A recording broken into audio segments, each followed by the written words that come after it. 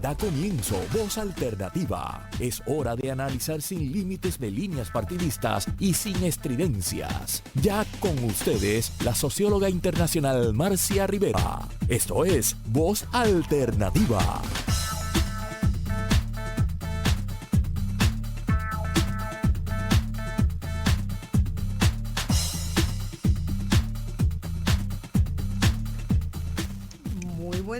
Amigas y amigos, aquí estamos en el estudio. Esto hizo un poquito de ruido, pero no hay problema ninguno. Lo que es una maravilla es que Cecil Blondet nos esperó con unos mangos ahí maravillosos. Así que estamos regocijados por ese regalo mañanero. Bueno, este programa de hoy es uno de los que en el acuerdo que hemos hecho con Espacios Abiertos, habíamos quedado que Espacios Abiertos lo hiciera, ¿verdad? Y lo hemos producido juntas, porque a mí me interesa muchísimo este tema y yo quería también estar. Así que nos alternaremos aquí con Cecil la conducción del programa, pero la idea del programa de hoy es poner un poco en contexto varias noticias que se han estado dando y cosas que han estado sucediendo que pasan aisladamente en Puerto Rico, y queremos como que unir y ver qué es lo que está pasando en nuestro país, siempre con alegría y con esperanza, ¿verdad? Porque nosotros, hoy va a haber un panel aquí de esperanzadas de la vida. Tenemos también a la profesora Nilsa Medina con nosotros y vamos a tener otras dos compañeras. Cecil, ¿cómo has estado? Anoche las tres estuvimos en un maravilloso concierto también que nos llenó de alegría y mis felicitaciones a Culturarte por el trabajo que siempre hacen, ¿verdad? Cuando uno ve la cantidad de actividad cultural que se hace en Puerto Rico, ¿no? En simultáneo había otro concierto del Festival Casals también. Y estaba sucediendo Santurce Ley. Y Santurce Ley estaba.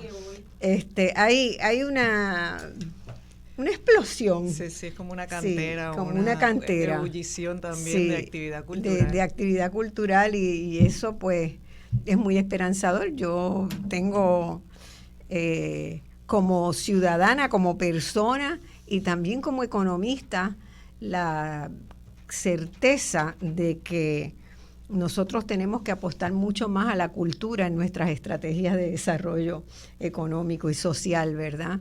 Porque la cultura es una fuerza que mueve montañas. Y eso, pues anoche disfrutamos también ese gran programa por invitación de Cecil. Bueno, empezamos hoy con qué es eso de, ¿verdad? Presentamos a Nilsa Medina, ustedes la han conocido también, ha estado en Voz Alternativa en otras ocasiones. Profesora recién jubilada del Departamento de Ciencias Sociales de la Universidad de Puerto Rico, donde fue durante muchos años 30 años, una de las profesoras, estoy segura, más querida de la Universidad de Puerto Rico. Sus estudiantes la siguen por décadas, están pendientes de lo que ella hace, porque es una profesora que está convencida de la importancia de vincular, ¿verdad?, lo que se enseña en el salón de clase con lo que se hace fuera del salón de clase, y en ese sentido su coherencia es muy reconocida. Y trabajo más ahora, yo creo. Ahora trabajan más que antes. Así es, porque todas las cosas que uno va dejando para cuando me retire, y eso en realidad no llega, porque siempre hay muchas cosas. Y a Cecil ustedes la conocen desde hace mucho tiempo, ¿verdad?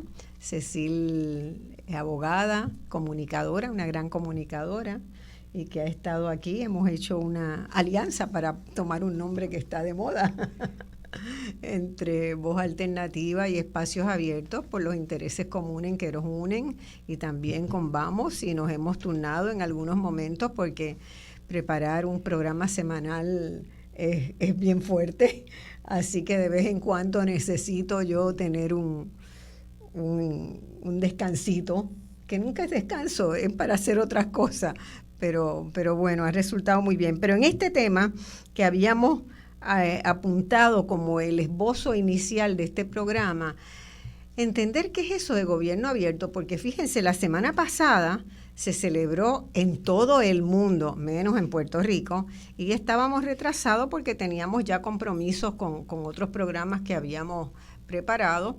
No pudimos hacerlo en la semana en que se hizo en el resto del mundo, pero sí se incorporó Voz Alternativa, ¿verdad? Sumé Voz Alternativa a ese esfuerzo mundial por ir moviendo la sociedad a eso que se llama gobierno abierto, que es básicamente una forma de buscar cómo mejorar la democracia, cómo hacerla más participativa, cómo hacerla más transparente.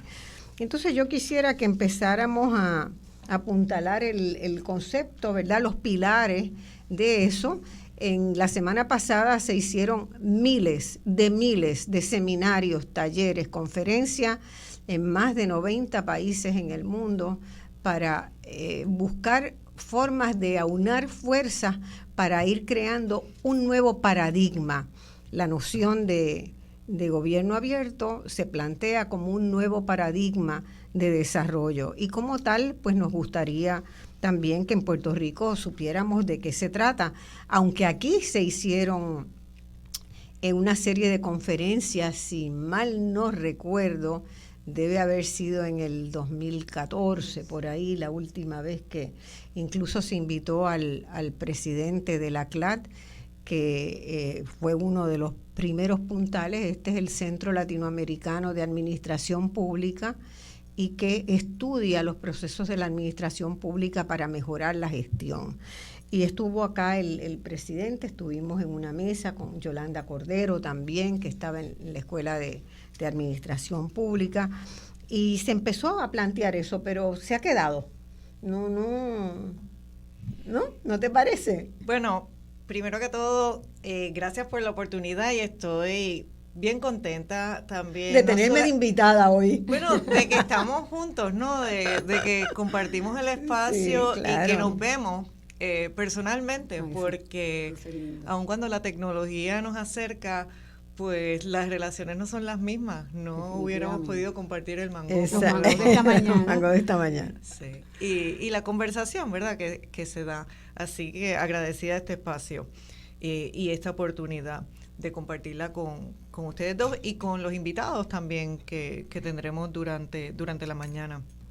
Y que los debemos mencionar ahora, que van a llegar en la segunda hora. Sí, porque se va a abordar también el tema de la descentralización del Departamento de Educación. Otro pajarito que se echó a volar por ahí, ¿verdad? Y tendremos a la doctora Eileen Segarra, del Observatorio de Educación Pública, también profesora de la Universidad de Puerto Rico y economista, para conversar sobre el tema, y después, más adelante, a una experta en energía, Kathy Kunkel, que estará con nosotros también para conversar sobre el proceso de reestructuración de la deuda de energía eléctrica, dónde estamos con eso y qué es lo que va a estar sucediendo y cómo nosotros los ciudadanos pudiésemos participar, porque sé también que Nilsa en algún momento vamos a conversar sobre participación ciudadana. Así que se dan todos estos elementos.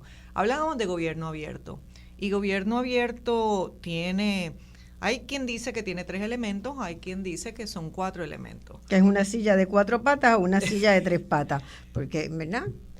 Pero los más importantes, ¿verdad?, tienen que ver con transparencia, ¿verdad? Un gobierno abierto promueve la transparencia, que es que la información esté disponible, que los datos estén disponibles, que las fuentes estén disponibles.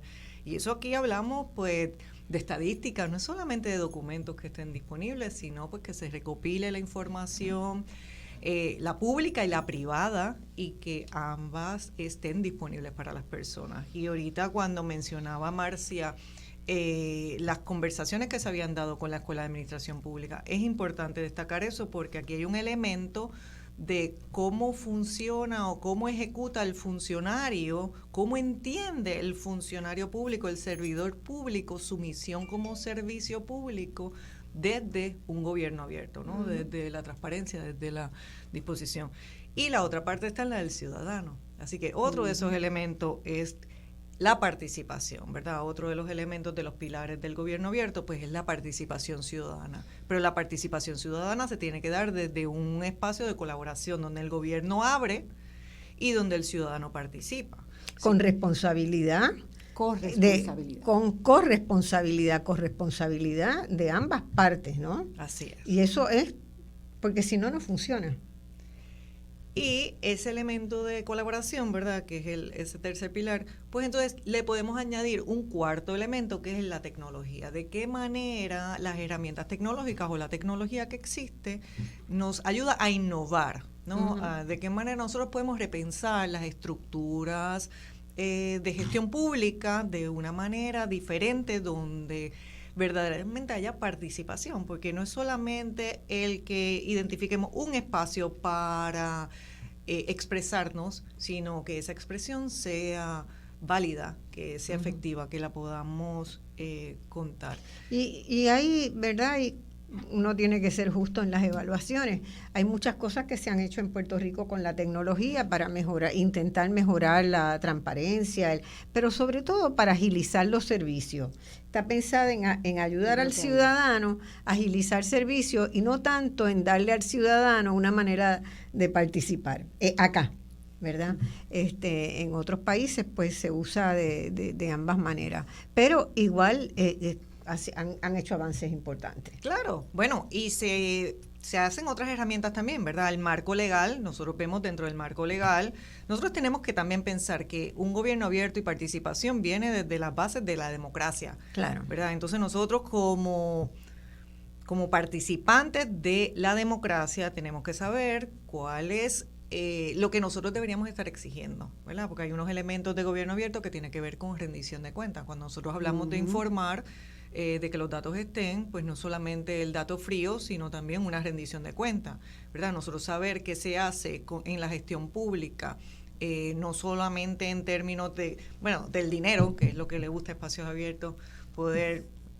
Es tan amplio el tema de gobierno abierto que para nosotros, cuando hablamos de transparencia en nuestra organización, nosotros hemos tratado de enfocarnos en el tema fiscal, de qué manera el dinero público se está utilizando, cuán accesible está el dinero, quién decide sobre ese dinero. Y aún eso es sumamente amplio, sí, ¿verdad? Sobre todo amplio y complejo. Desde que llegó la Junta de Control Fiscal se hizo mucho más complejo, porque ya no es el gobierno, sino es el gobierno y la Junta a los que ustedes tienen que monitorear. Bueno, y hablando de Junta, tremenda coyuntura, porque precisamente la semana que se celebraba el gobierno abierto alrededor del mundo, pues entonces llega a nosotros la decisión del Tribunal Supremo de los Estados Unidos en el caso de acceso a la información que estaba requiriendo el Centro de Periodismo Investigativo a la Junta de Supervisión Fiscal y que llegó a escalar al Tribunal Supremo de los Estados Unidos, y lamentablemente el Tribunal Supremo de los Estados Unidos decidió en una decisión que en realidad lo que aborda es el tema de si estaba cubierta o no si la ley promesa le daba la potestad a la Junta de actuar como soberano. Exacto. Ese es si tenían inmunidad soberana. Si la inmunidad soberana del Estado, ¿verdad? Del Estado, que en ese caso sería Puerto Rico, que tampoco se ha resuelto, ¿verdad?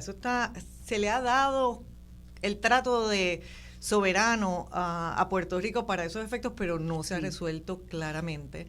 Que es precisamente lo que dice el juez Thomas.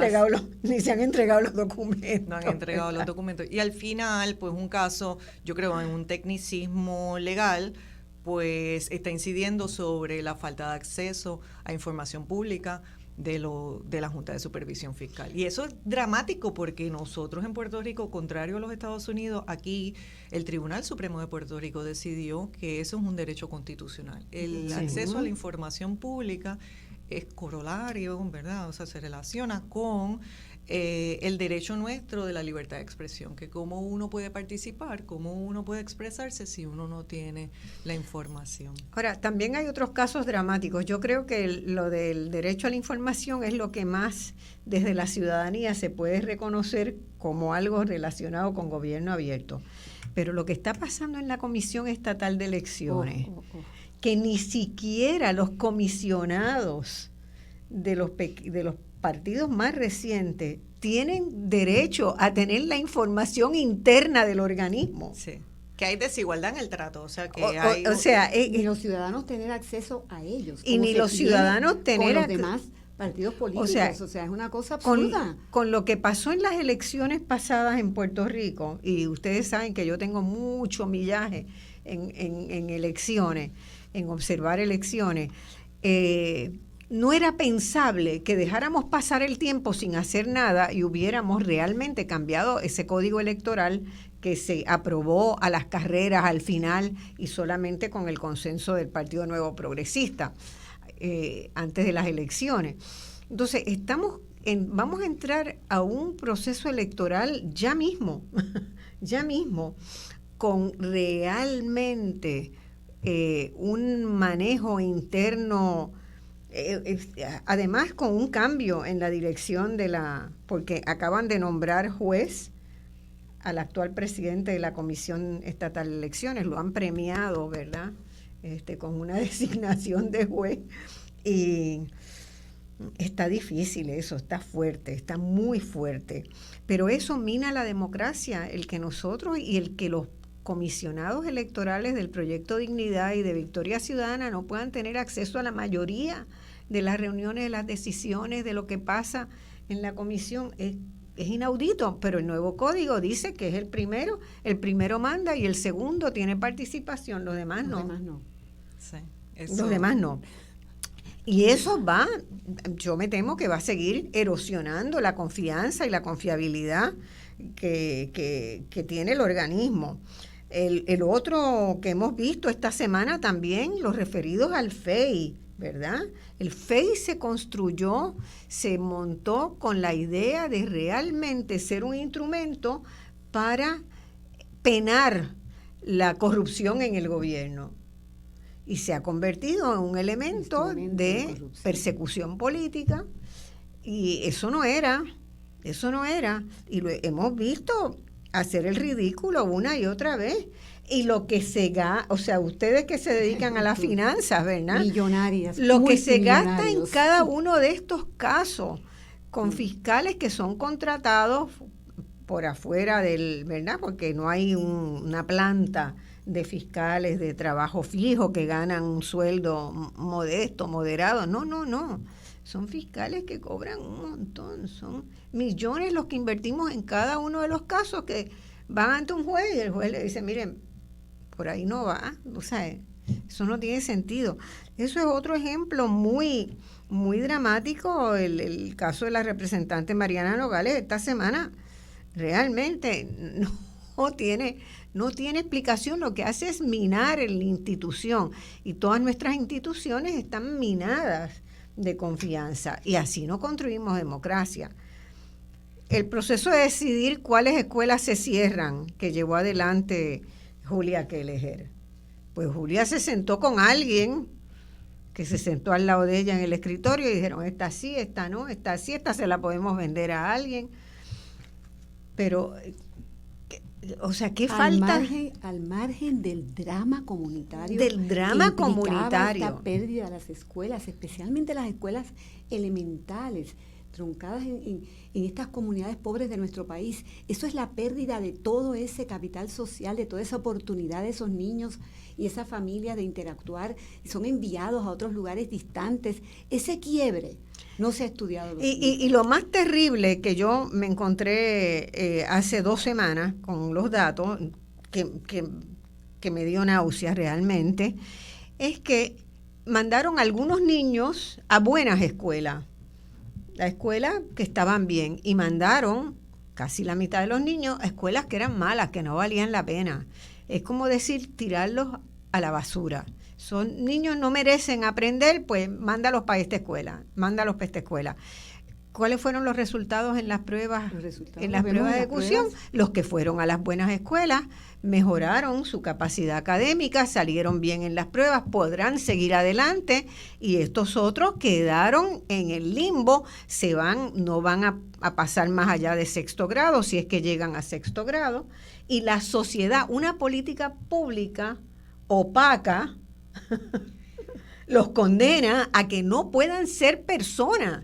porque de eso es lo que se trata. Bueno, y con una inversión pública billonaria, porque estamos hablando del presupuesto mayor del gobierno de Puerto Rico. O sea, estamos hablando de que se hace una inversión que sale del bolsillo nuestro, que la mayoría de la gente piensa, no, que esos fondos son fondos federales. No. El 65% del presupuesto de educación sale del bolsillo de cada uno de nosotros. Y uno tendría que pensar que esos padres que el gobierno casi les está robando la educación de sus hijos. O sea, si usted va a comprar una docena de huevos y le dan solamente 10, ¿verdad que usted regresa a decir, me faltan 2? Bueno, ¿por qué nosotros? ¿Quién se comió esos 2? Sí, o dónde están, o qué sé yo, como si yo pagué por 12, ¿verdad? Como si yo invierto este dinero, lo que a mí me están dando es más pobre. Y en el caso de educación, eso yo pienso que es uno de los ejercicios más importantes que nosotros tenemos que hacer de gobierno abierto. Sí, ¿de qué manera? Hubo mucha reacción ciudadana a este proceso en las escuelas, pero como no están creados los espacios institucionales para hacer esos reclamos y poder llevar de manera efectiva, ¿verdad? Las condiciones que afectan, pues sencillamente y todo ocurrió tan rápido, todo tan atropellado. Tan impuesto, exacto. Y tan impuesto, o sea, no había ningún canal que de arriba hacia abajo, o sea, aquí no hemos establecido procesos que sean de abajo hacia arriba, o sea, que esa comunidad, que es la que se afecta, ese niño, ese estudiante, ese padre, sean los que decidan con información, si ellos tuvieran la información. Si es un tema de presupuesto, vamos a verlo. Si es un tema de que no hay matrícula, vamos a verlo. Pero pongamos a esas comunidades en el centro de la decisión. Y eso es un ejemplo para mí transparente, un ejemplo transparente de cuán opaco es nuestro gobierno, ¿verdad? Pero tenemos también los procesos de adjudicación de contratos de servicios en el gobierno, los servicios profesionales. Cuando usted mira cómo ha evolucionado la cantidad de empleados regulares, es decir, de carrera, que tienen, ¿verdad?, que han pasado por un proceso de reclutamiento, bueno, malo, peor, y han estado muchos años en el gobierno contra los que llegan con cada gobernante. Bueno, pues lo que más ha crecido, o sea, los regulares han ido decreciendo, se han ido reduciendo la cantidad de empleados de carrera, pero han ido aumentando y siguen aumentando con salarios cada vez más exorbitantes los contratos de servicio. Sí, los consultores. Nosotros estamos viendo Espacios Abiertos recientemente, publicamos unas gráficas que veían eso, de qué manera se habla bien festinadamente de que se ha reducido la nómina gubernamental, que hemos tenido un ahorro, eso es parte de las políticas de austeridad que nos impone la Junta, pero por otro lado, exponencialmente, posiblemente más que la bajada en la nómina, se ha aumentado en consultoría externa. Consultoría externa, cabildero. Sí, exacto. O sea, esa consultoría es muy amplia, porque no estamos hablando de peritos necesariamente. Asesor. Sí, y entonces personas también, consultores, muchos de ellos que tienen conflictos de interés, nuevamente falta de transparencia en cuanto a cuáles son los conflictos de estas personas, cuáles son los términos de contratación, y estamos desinstitucionalizando el gobierno.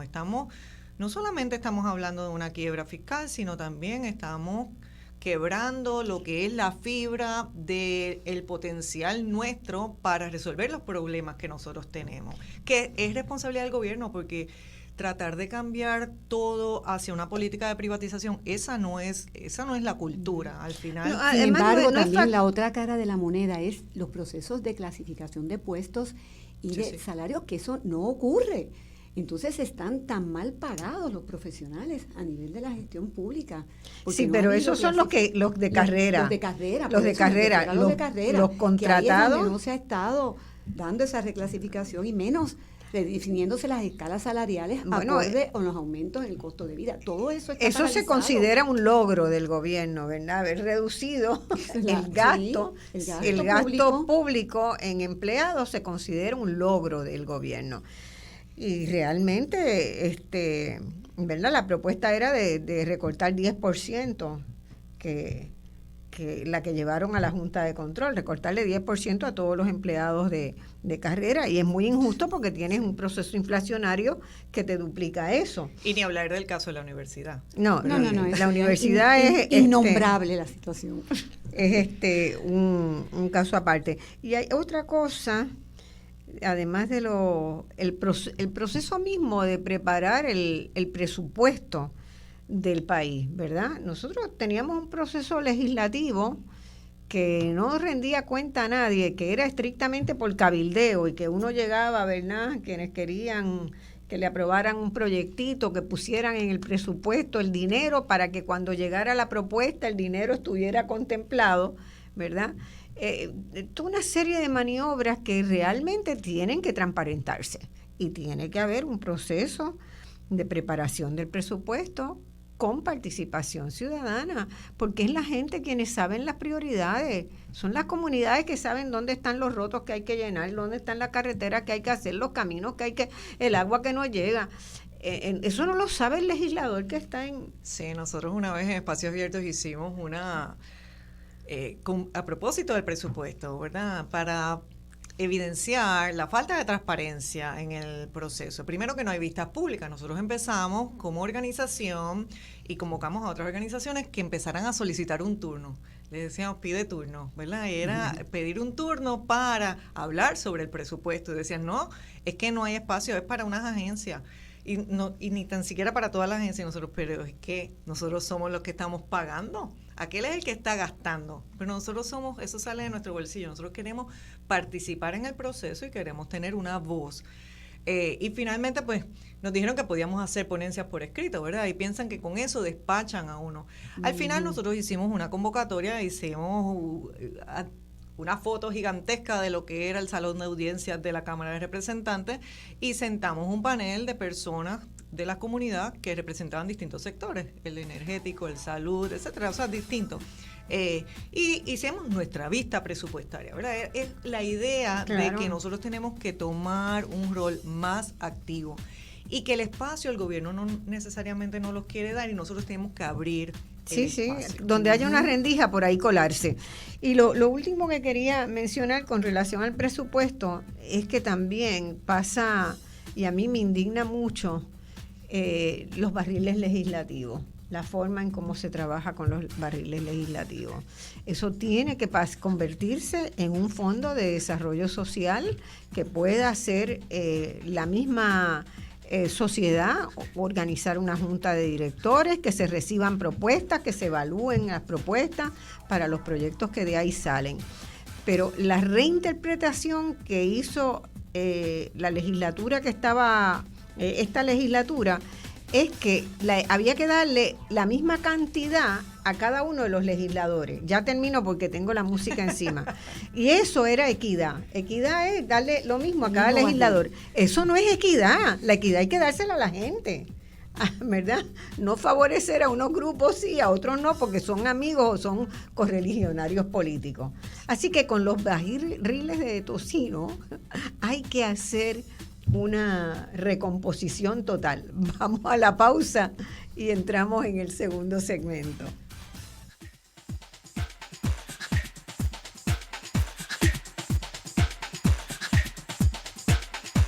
Mis amigos, estamos hoy en este programa discutiendo esta primera parte del programa. Hemos estado discutiendo lo que es el gobierno abierto y salen cosas muy importantes. Y en este segundo segmento queremos mirar a uno de los pilares, ¿verdad?, del gobierno abierto, que es la participación cívica o la participación ciudadana. ¿Qué quiere decir eso? ¿Qué quiere decir, Cecilia y Nilsa? Empiecen ustedes el debate. Bueno, pues empiezo yo por acá. Pues definitivamente participar es una práctica que se aprende. No es algo que nace como las flores en la primavera en una sociedad. Sin lugar a dudas, de ahí que la creación de una verdadera cultura de participación tiene que ser el producto de un proceso de corto, mediano, largo plazo en el que se van creando esas instancias, esos distintos niveles y que van asegurando que se pueda intervenir y realmente incidir sobre las decisiones de política pública. Así que la participación que más nos concierne tiene que ver con esto del gobierno, de la que estamos hablando acá, tiene que ver con gobierno abierto, tiene que ver con desarrollo humano sostenible, es esa que está ligada a un proceso de toma de decisiones sustantivo. No es la participación como un sellito, como un, ¿verdad? Que todo pasa, en todo proceso o proyecto tiene que haber, y eso lo hemos visto tanto, una definición de participación. No, tienen que darse las herramientas concretas para que el ciudadano aprenda esos procesos de participación. No es por decreto tampoco. Ahora participamos No, se tienen que ir creando esas instancias que vayan dando la oportunidad al ciudadano de reconocerse en ese proceso de participación con igualdad y equidad. Y esto es clave. Si no se ve el ciudadano participando en condición de equidad unos con otros, ahí empieza la desconfianza, ¿verdad? Y esto no es fácil porque, como he dicho, se aprende y se cultiva y se puede estimular a partir de un aparato legal y jurídico, sin lugar a dudas, pero también a través de políticas y prácticas, a través de un diseño también de proyectos, como en el caso de los presupuestos participativos, ¿verdad?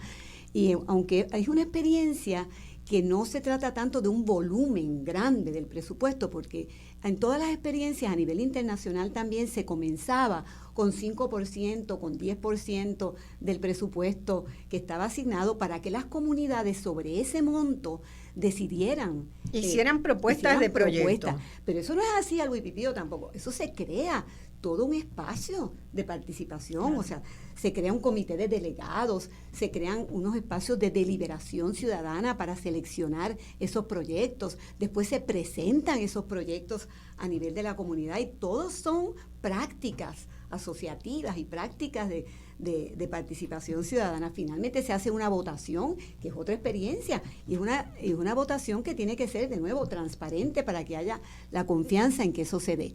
Y la verdad es que lo hicimos en sobre 20 comunidades en San Juan. Eso se hizo, estás entrando ya en cosas que se han hecho. Sí, en proyectos concretos donde uno puede captar, ¿verdad?, la importancia de que ese proceso se lleve a cabo con unas prácticas y unos reglamentos y unos instrumentos que le dan garras al proceso de participación, que no queda volátil ese proceso de participación. Que eso estaba practicado. Desde la ley de municipios autónomos, claro. Había un capítulo que hablaba precisamente de participación ciudadana y ahora en el Código Municipal también hay en esa etapa capítulo. Nos sorprendía que en toda esa propuesta había 3 paginitas dedicadas a la participación. Sí. Eso fue una de las primeras cosas que me impactó. Yo decía, bueno, que poco instrumental. Exacto, y pocos recursos se asignaban para eso. Y definitivamente. Había una especie de voluntad, decir, qué bueno sería que, ¿verdad? Sí, pero aspiracional. Aspiracional. Pero eso tiene que ir, cuando se hace una ley, pues tiene que ir amarrado a cosas concretas o en un reglamento o en un plan de trabajo. Y sobre todo, una de las cosas que más aprendí en todo esto y que yo insisto, esto no son panaceas, o sea, aquí la conflictividad social, la diversidad de intereses que están presentes aún en espacios comunitarios donde uno podría entender que hay mucho más armonía. No, ponerse de acuerdo, 20, 30 personas, mi gente, eso no es un proceso fácil. Eso nosotros lo hacíamos todas las semanas, por 2 a 3 meses con el grupo. Ahí había desde llantos, desde dificultades, gente que se distanciaba del proceso, que después regresaba. Ese es el proyecto de San Juan, en el municipio de San Juan. Y abarcamos sobre 20 comunidades y en cada una tú podías captar, bueno, una era el grupo de comunidades del Caño, el grupo de comunidades de Río Piedras, que me comentabas tú de las dificultades en otros años. Sin embargo, te puedo decir que yo creo que la trayectoria organizativa en Río Piedras contribuyó a que el proceso de presupuesto participativo en Río Piedras fuera el más exitoso. Y cuando digo el más exitoso es en la capacidad de convocar ciudadanos, y convocar ciudadanos diversos, convocar comerciantes, residentes, líderes comunitarios. O sea, y esas reuniones eran realmente cursos de participación ciudadana. Se desarrolló una especie de escuela de participación en esos procesos, pero fue muy breve. Entró la crisis económica, no se pudieron asignar más presupuesto a las comunidades, nos quedamos esperando con eso. Y yo creo que debemos proponerlo en otras instancias, porque esto es principalmente de gobierno local, donde el ciudadano está más cerca de los procesos de toma de decisiones. Era interesante cómo muchos ciudadanos se comprometían a buscar la información, a ir a la Junta de Planificación, a ir a la Escuela de Planificación, personas que no habían estado realizando esas tareas, pero como querían defender sus proyectos, pues había que buscar toda la información que podía viabilizarlos, ¿no? Y el balance de todo esto es que ganaban los proyectos que tenían un componente de cohesión social. Ganaba la reestructuración de parques, ganaba, o sea, no los proyectitos más individuales que podían beneficiar a unos, ganaba finalmente, como resultado de ese choque de cabeza, como resultado de ese diálogo y debate, cuando se hacían las elecciones, ganaron siempre los proyectos más asociativos, los proyectos que implicaban una unión de la colectividad, por ejemplo, los áreas para caminar, crear esos espacios, mejorar los parques, eso es lo que estaba. Y entonces ahora me choca tanto, y te lo tengo que comentar, ¿verdad? Con la cuestión del dinero, de que luego hemos venido llegar esta cantidad de fondos federales asignados, fondos para la reconstrucción del país. Es decir, nosotros trabajamos duro, una serie de propuestas entre 2019 y 2020 que nunca llegaron a una primera base, que eran propuestas bona fide de fondos de reconstrucción para las comunidades. Una de los argumentos, nunca estaban listos los guidelines, los directrices para someterlas del a los nuevos. Aquí se quedaron, yo tengo una paca de propuestas, convocamos ciudadanos de las comunidades, un grupo de sobre 30 mujeres, nos dimos cita en un momento dado para ver cómo podíamos viabilizar todo esto, cómo podíamos trabajar las propuestas. No, nos cerraron las puertas, pero en esa misma fecha hay un proyecto gigantesco que ahora lo tengo a mis espaldas en mi comunidad en Cupey, que están construyendo en 56 cuerdas de terreno de montaña en Cupey. O sea, que están utilizando, que han destruido todo ese bosque. No es un bosque primario porque ya había sido alterado en otros momentos, pero un bosque secundario en una montaña en Cupey nos machaca diariamente los oídos y el corazón. Tuvimos el caso de Chiclana, ¿verdad? Claro. Si nos acordamos hace Claro. 20, 25 años, cuál Ahí fue se el cayó. efecto de esa comunidad con esa construcción Y a las semanas ilegal de que se empezar hizo. a las semanas de empezar esta construcción, ya el río Piedras veía los resultados de toda esa sedimentación que va llegando, y no lo hemos podido detener. 56 cuerdas, 54 millones asignados desde 2019. Ahora es que se está haciendo, pero cuando nosotros batallábamos por fondos, ¿verdad?, a tono con las necesidades comunitarias, nunca estaban los guidelines. Pero y ahora, eso me trae a mí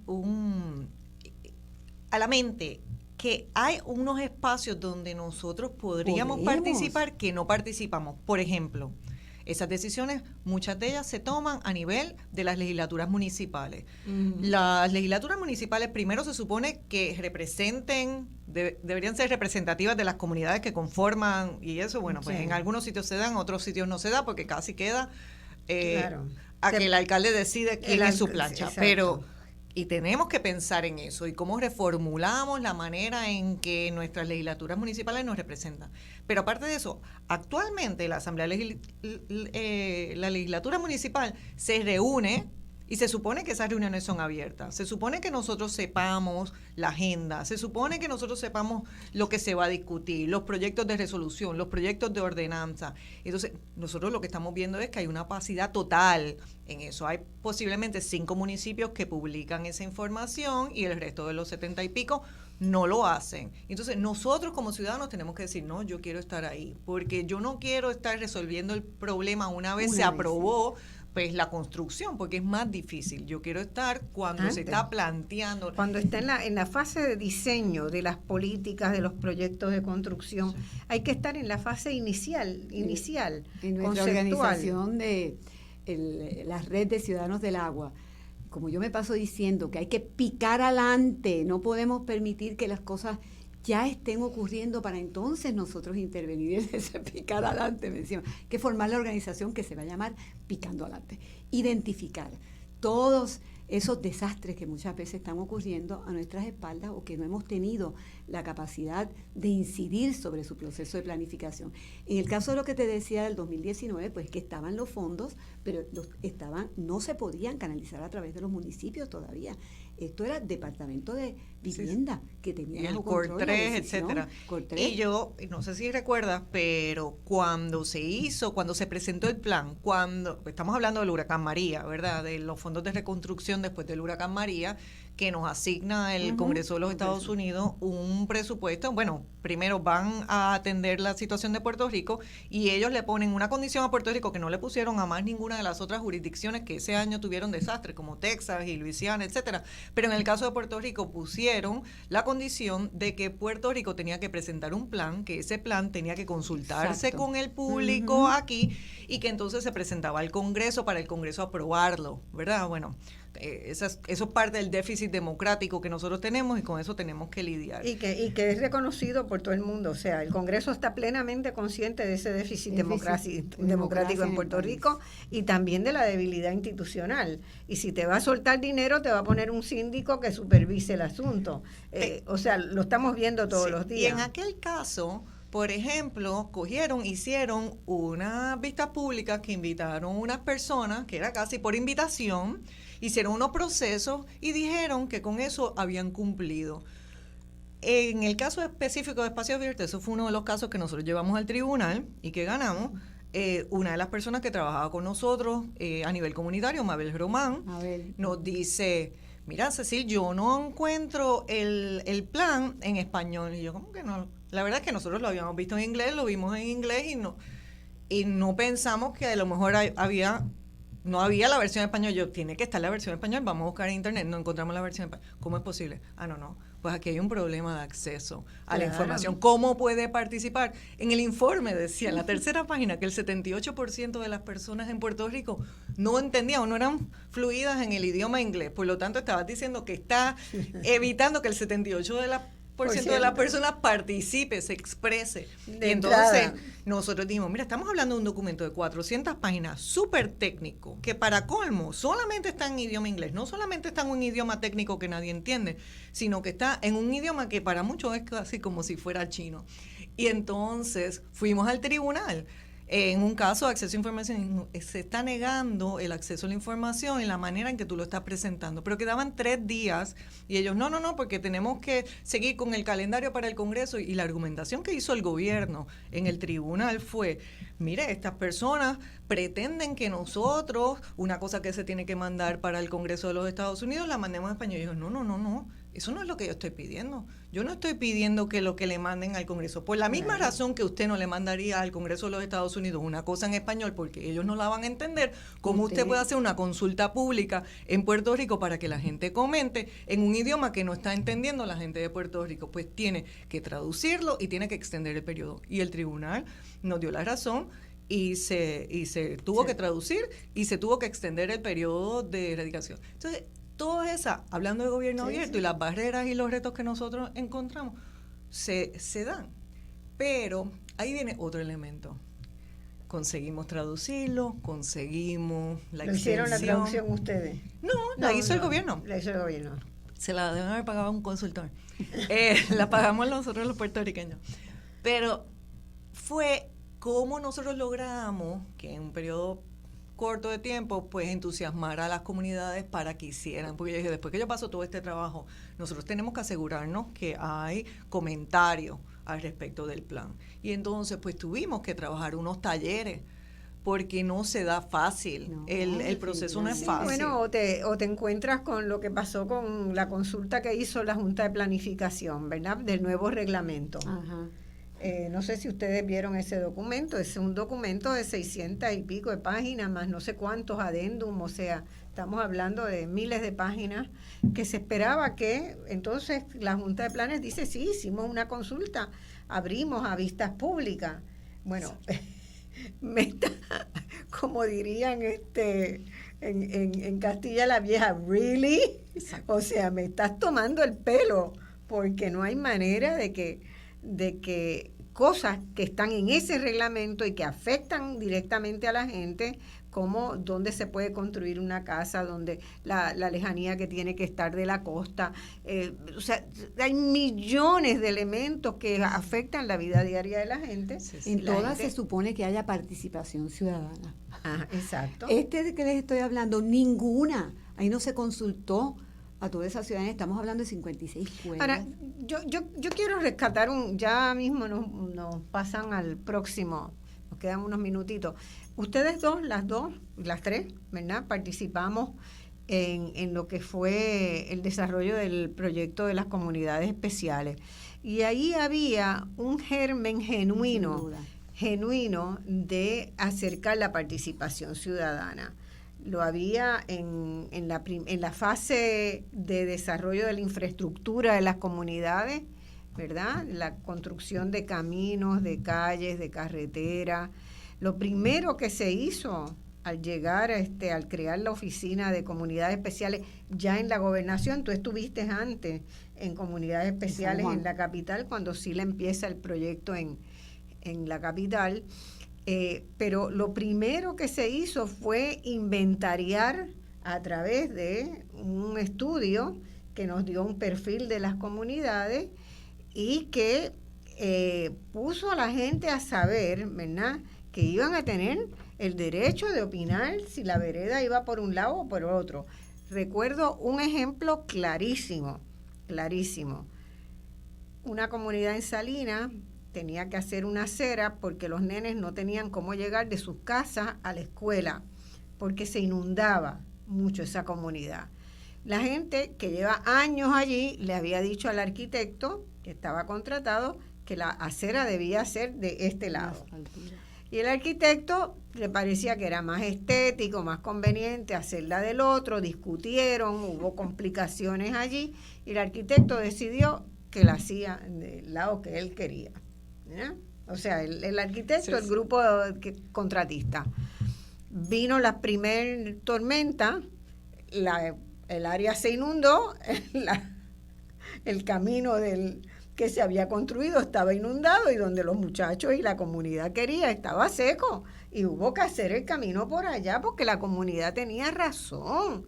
La comunidad vive allí todos los días. Hubo muchas experiencias como esas, Marcia. Sí, muchas. Definitivamente, porque es la cultura dominante el que la gente no sabe. Sí. Y yo creo que si algo hemos avanzado, ¿verdad? Y eso, yo creo que ese proceso ahí, para redondear un poquito la idea, ese proceso de obligar, ¿verdad?, a una consulta con las comunidades, que se hizo en todas las comunidades para los proyectos que se iban a hacer, fue tremendamente importante, porque la gente empezó a participar y a decir, no, por ahí no va por acá, esto es lo que tenemos que hacer. Yo creo que ese fue un germen que lamentablemente no se siguió. En el próximo gobierno, ¿verdad? El programa por las etiquetas políticas por las siempre etiquetas ponemos políticas. a los proyectos. Yo creo que buenos. fueron los inicios también de este proceso, de este nuevo contrato entre ciencia y sociedad. Yo creo que se quedó meridianamente claro que cada vez hay menos distancia entre ese conocimiento científico y el conocimiento que se genera desde la comunidad. Y ahí no es llevar conocimiento científico a las comunidades, es acostumbrarse a compartir esos saberes sin los cuales no vamos a conseguir los proyectos más efectivos. Y eso requiere otro componente que no hemos tocado tanto, que es el de la formación. Por eso, muy temprano en comunidades especiales descubrimos, y por eso yo tuve a cargo la formación de líderes comunitarios, porque entendimos que ese aprendizaje, y lo seguimos entendiendo hasta el día de hoy. Yo cada vez que me involucro ahora en esta red de ciudadanos del agua, ahora la lucha contra aumentos en la luz, ¿qué es lo que yo tengo que hacer? Estudiar. Empiezo por estudiar y tratar de traducir mucho de este conocimiento a unos saberes más accesibles, pero aprendiendo de la gente, de sus experiencias. Y esa humildad que tenemos que tener frente al conocimiento, yo no sé si humildad en el sentido y esa pericia que tiene la comunidad, ese conocimiento pericial de la comunidad, tenemos que reconocérselo de la persona. Y eso yo creo que hay un elemento que no hemos hablado también que tiene que ver con pobreza, ¿verdad? De qué manera también nosotros en los espacios de participación, muchas veces el gobierno, ¿verdad? Estoy hablando a nivel institucional, se obvia a las personas que no tienen el tiempo porque tienen que bregar con 3 trabajos para poder, y entonces si los espacios que se dan en horario de trabajo, pues esa persona no puede participar, y entonces por eso es tan importante abrir los espacios. Y la organización, porque Sí. si tú no puedes a título personal, pero hay una organización comunitaria, Venus Garden. Nosotros tenemos varios ejemplos de excelentes organizaciones, inclusive la de Venus Garden se fortaleció con presupuesto participativo, estaba quebradísima, es lo que había era una pelea. Sí. Cuando yo llegué... Los poco residenciales públicos, hay unos residenciales públicos que han sido súper exitosos también en el desarrollo comunitario, o sea Sí, que sí. tenemos que pensar que si a Que las hay personas se factores de les da, éxito. exacto, si les damos las herramientas, la cosa funciona. Y eso, ¿verdad? Hay que hacer realidad, porque los cambios que Puerto Rico tiene que hacer necesitan de la participación ciudadana, no se pueden hacer sin ella. Hay una cosa en teoría económica, ¿verdad? El capital social que se gana con la participación no se agota. Mientras más se usa, es como es lo único que se parece más cercano al sistema financiero, ¿verdad? Que te va ganando intereses cada vez que tú depositas un poquito más, son más altos los intereses, ¿verdad? Pues asimismo, el capital social que se genera con la participación ciudadana funciona muy a favor del desarrollo de Puerto Rico, porque no se gasta, es una inversión que se reproduce y se reproduce y aumenta y aumenta. Y eso tenemos que metérnoslo en la cabeza. Y eso que mientras más permite- se participa, mejor es para Y todo le da el mundo. continuidad a los proyectos. O Claro, sea, la comunidad es la única es que lo le que- puede dar continuidad. Pues, Aquí y en un sitio sostenibilidad. claro, un sitio que cambiamos de gobierno cada 4 años, el único que permanece es el liderato comunitario. Claro. Y es la que permite que tengan que ponerse de acuerdo. Intereses, o sea, sectores distintos tienen que porque ciertamente en todos estos espacios una de las cosas que uno descubre es que sí hay cauces para la negociación, Hay que para negociar, hay que llegarse ceder, hay el que dar, hay consenso, que ser llegar a generoso. acuerdo, y esto pues tiene que partir también de un reconocimiento que esto tiene que lanzarse de manera política, o sea, tiene que haber un acuerdo político. Tiene que haber voluntad, más bien, Una voluntad política, de que esto se pueda llevar a cabo, de que se reconozca el valor supremo. Nosotros pasamos algunos problemitas con los alcaldes y demás Sí, en estos sí. procesos, podemos decir muchísimo, en las comunidades especiales, y sin embargo, pues hubo alcaldes que empezaron a reconocer que esto era más poder. También, o sea, que el poder Sí, ciudadano generaba también mayores oportunidades de ejercicio de un poder municipal. Yo quisiera leer un pedacito del preámbulo de la Constitución de Puerto Rico para recordarle a la gente quiénes somos, ¿verdad? ¿Quiénes son los que mandan?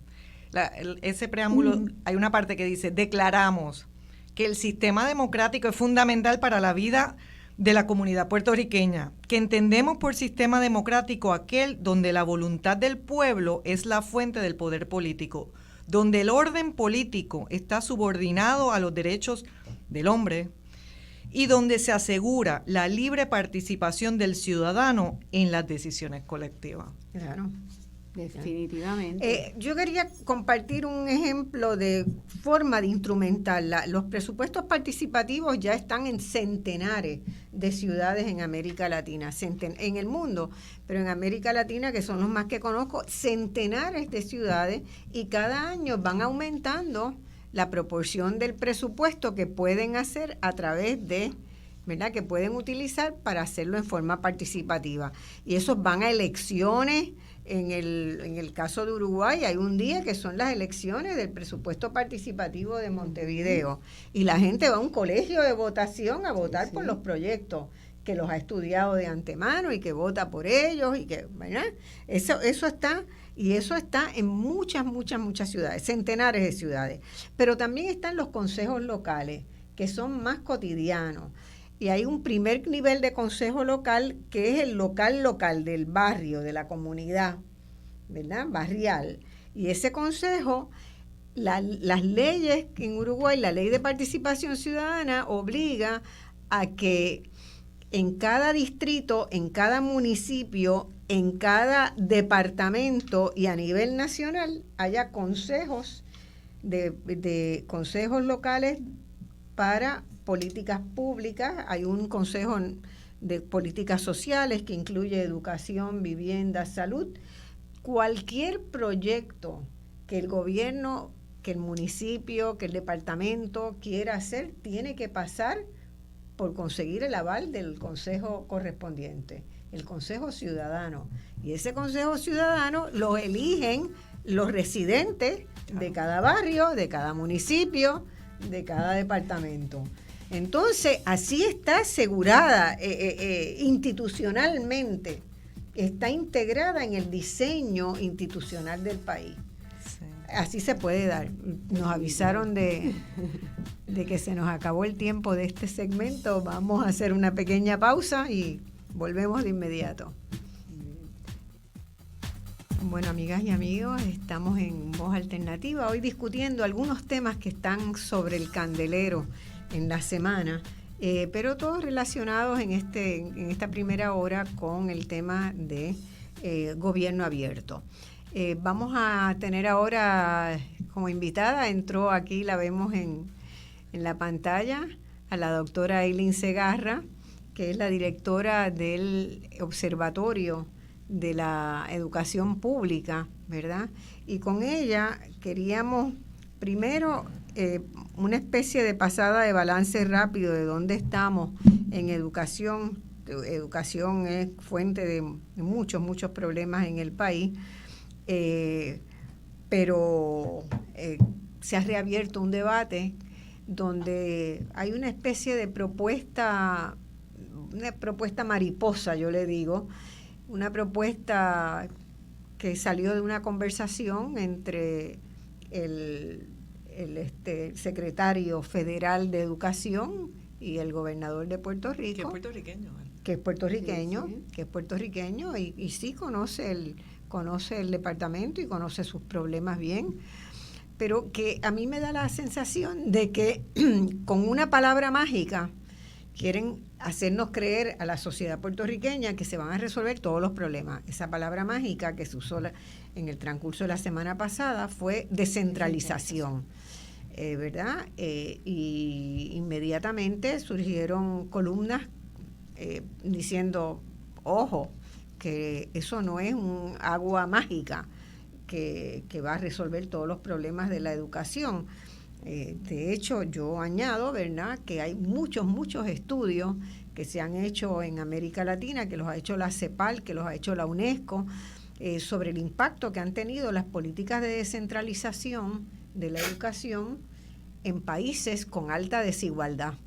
Países con alta desigualdad, pues la descentralización puede ir muy bien para las escuelas en los lugares donde vive la gente más acomodada, que tienen más acceso a recursos, a conocer a los empresarios que están en la zona y a recibir donativos para mejorar esa escuela, pero las escuelas que están en comunidades pobres cada vez se están haciendo más pobres. El primer estudio que señala, con esto que les dije antes de los niños que sacaron de las escuelas cuando se cerraron las escuelas y unos fueron a mejores escuelas y otros a escuelas malas, pobres, ese estudio que lo realizó Gustavo Boboni, pues señala, y otros investigadores, señala eso clarísimamente.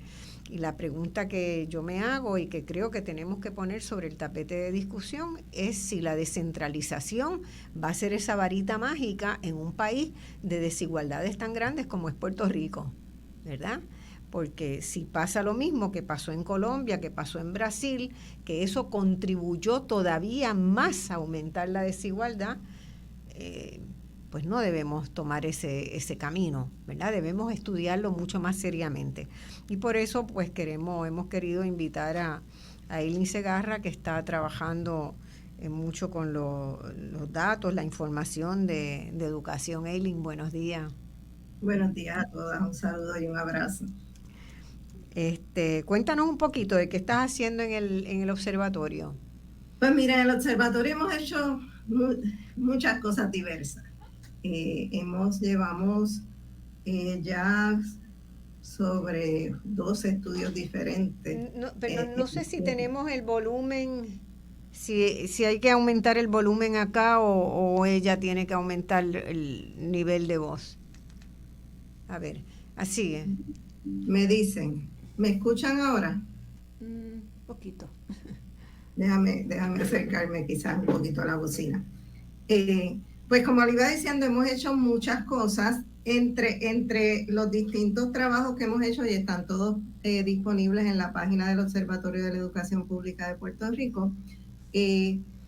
Hay, de hecho, inclusive un trabajo que hizo la doctora Yolanda Cordero justamente sobre la estructura organizacional del Departamento de Educación. Hemos trabajado con los cierres de escuelas, hemos trabajado con la diversidad en términos de desempeño académico en las distintas escuelas a lo largo de la isla. También hemos trabajado con el impacto de los desastres naturales en el desempeño académico y en el funcionamiento de las escuelas. Así que ha habido un poquito de todo en lo que a temas de educación se refiere que hemos estado trabajando. ¿Quieres preguntar? Bueno, estábamos hablando porque compartimos esta semana también en una mesa donde se empezó a hablar del tema de la descentralización y en realidad lo que yo escuché ¿verdad? Lo que se vio en los medios de comunicación es que se va a hacer un plan a 90 días y queda uno que venimos hablando de participación ciudadana. Bueno, ¿qué rol va a tener esa comunidad escolar en el desarrollo de ese plan? O si vamos a ver nuevamente unos planes que los trabajan unos consultores que después los administradores de aquí los tratan de ejecutar y que sencillamente, pues, si no se les da continuidad, no tienen ningún efecto y donde al final crea una desconfianza en esa comunidad que es la que se supone que nosotros estemos sirviendo y no servimos. Entonces, uno de los proyectos, el que se anunció, con unas gráficas muy lindas, ¿no? De una tarjeta como si fuera una tarjeta de crédito, etcétera. Se habló de descentralizar alguna cosa que tiene que ver con las compras, ¿no? Y entonces se asignó de un presupuesto de casi 5,000 millones, unos 18 millones de dólares para dar unas tarjetas a los directores de las regiones, exacto, los directores de las escuelas para que puedan hacer algunas compras. Sabemos que hay problemas con algunas compras, que algunos maestros tienen que ellos mismos comprar su papel o su bolígrafo, etcétera, ¿verdad? Porque esas compras pequeñas pues se dificultan. Pero anunciar un proceso de descentralización de la educación, porque no fue de las compras de educación. Descentralizaremos la educación y resolveremos los problemas. Los problemas que hoy tiene la educación van mucho más allá de las compras, ¿verdad? Son decisiones. Y eso se puede resolver muy fácilmente. ¿Y qué es lo que nosotros queremos lograr, verdad? Si nosotros lo que quisiéramos lograr es que ese presupuesto que nosotros asignamos al departamento llegue al estudiante, pues son esas las maneras, o sea, el hábito no hace al monje, o sea, ponerle la etiqueta de descentralización no necesariamente va a repercutir en el efecto que nosotros quisiéramos tener. Yo creo que hubo consenso en la mesa que nosotros estábamos de que si el departamento está altamente politizado, que el departamento requiere reestructurarse, que hay que echarle una mirada, que los resultados que estamos viendo no son los resultados que nosotros quisiéramos tener con la inversión que hacemos. Y nada, me gustaría, pues, a lo mejor algún comentario, ¿verdad? No tiene que ser similar al mío, esa es mi percepción de las cosas, de cómo están, y mi cuestionamiento, ¿verdad? Que yo hago, estamos pagando nuevamente un consultor que va a producir un informe muy bonito, muy pintoresco, pero... Una corporación de consultores que... Sí, otra más, ¿verdad? Otra más. Porque no está el eje que debería ser el estudiante como punto de partida. Si no está como punto de partida, pues a lo mejor un anuncio que de campaña, una promesa que se hizo en un plan de gobierno de supuestamente descentralizar. ¿Qué significaría descentralizar? Mira, yo creo que definitivamente se necesita algún tipo de descentralización en el Departamento de Educación. Eso no cabe duda. Estructuralmente, es un monstruo demasiado grande y las decisiones tardan demasiado de lo que van de San Juan a cada una de nuestras escuelas. Así que yo creo que hay un consenso bastante grande de que sí, en términos administrativos hay que descentralizar la toma de decisiones. Dicho esto, sobre el punto que trae Marcia al principio, fíjense que en Estados Unidos también, por ejemplo, se ha criticado mucho el hecho de que el financiamiento de los distritos escolares es local. Y descentralización no debería ser, y yo creo que en Puerto Rico ni siquiera hay la capacidad y hay la estructura fiscal para hacerlo, ¿no? Porque la descentralización no debería ser descentralización de las fuentes de recaudo para el sistema educativo. Yo creo que eso hay que descartarlo de entrada porque ni siquiera tenemos la capacidad fiscal a nivel local para generar ese tipo de ingresos. Así que yo veo más la descentralización como una descentralización de toma de decisiones, pero que obviamente es el Departamento de Educación pues seguiría siendo en cierta medida ese administrador que reparte fondos entonces a las distintas regiones. Ahora bien, nuevamente, descentralizar es necesario, pero es cierto, o sea, no va a resolver los problemas que tiene el Departamento de Educación. Y yo creo que un punto importante es qué hacemos con esa descentralización. Si descentralizar es llevar la toma de decisiones de San Juan a las 7 horas, pues realmente estamos replicando los mismos patrones a un nivel más bajo y quizás pues pueda haber alguna agilidad en lo que tiene que ver con algunos trámites, pero no resuelve el problema principal. O sea, yo creo que sí podría ser una oportunidad si lo utilizamos para llevar ese poder decisional que no se quede en la ORE, sino que se lleve hasta las escuelas. Y ahí entramos, ¿no?, en todo este proceso de lo que es la participación ciudadana y toma de decisiones participativas. O sea, uno de los problemas grandes que tenemos en el sistema educativo puertorriqueño es esa falta de toma de decisiones participativas. Y hemos visto que en las escuelas que sí han podido hacerlo, las escuelas que sí tienen más apertura a la participación de padres, tienen más apertura a la toma de decisiones en consenso, tienen resultados mucho mejores que las escuelas que insisten en seguir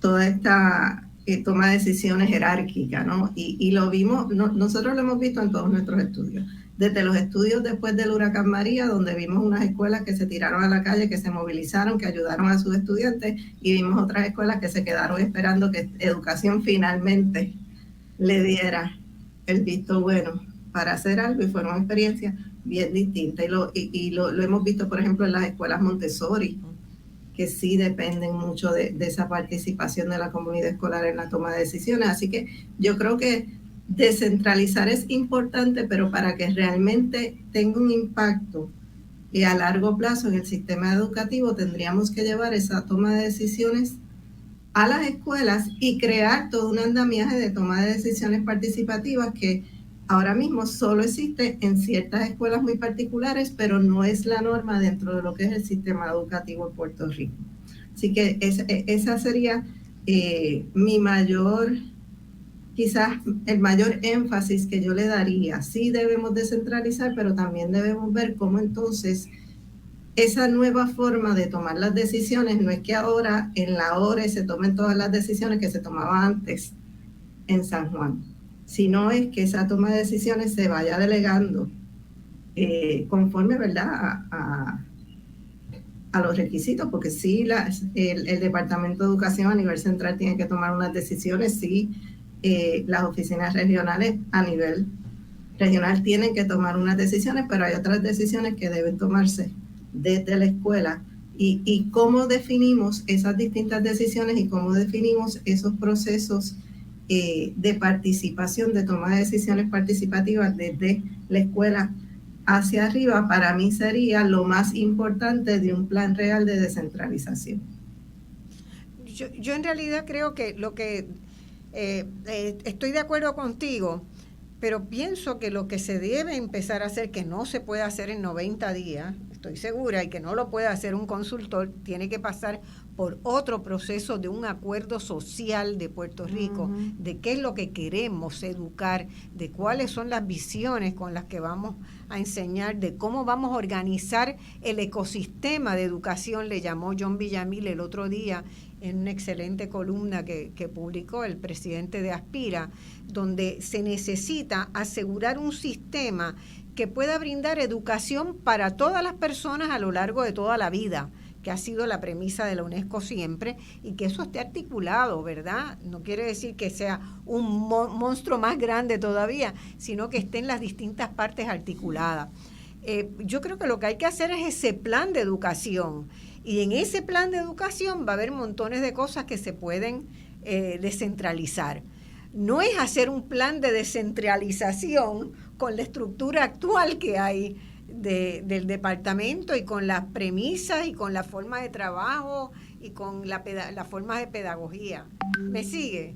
Es sí, distinto hacer un plan para descentralizar lo que ahora hay, a hacer un nuevo plan para el departamento, para la educación del país, descentralizando todo lo que se pueda descentralizar. No, y lo que pasa es que yo creo que hay las iniciativas a grande escala y las iniciativas a escala mediana, ¿no? Yo veo lo que tú planteas como una iniciativa a grande escala que debe ser necesaria. Por ejemplo, en el taller, una de las cosas que yo mencioné es que la ley 85 pedía que se hiciera un comité para definir la filosofía educativa del departamento, que no lo habíamos encontrado, pero luego el secretario de Educación me indica que sí, que ese informe se rindió. Pero obviamente no ha sido objeto de discusión, ¿no? O sea, que encaminar un proceso por ahí, de empezar esa discusión es importante, pero, o sea, yo soy de las que pienso que tú no puedes esperarlo, solucionar todo para empezar a crear alternativas.